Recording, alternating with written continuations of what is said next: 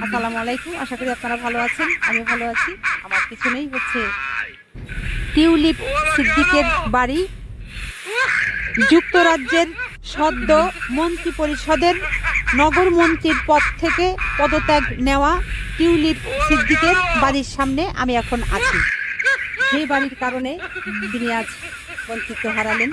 সেই বাড়ি, এই বাড়ির 3 তলাতে গত 2004 সালে বাংলাদেশের সাবেক প্রধানমন্ত্রী শেখ হাসিনার একজন ঘনিষ্ঠ, তার নাম আব্দুল মোতালিব, তিনি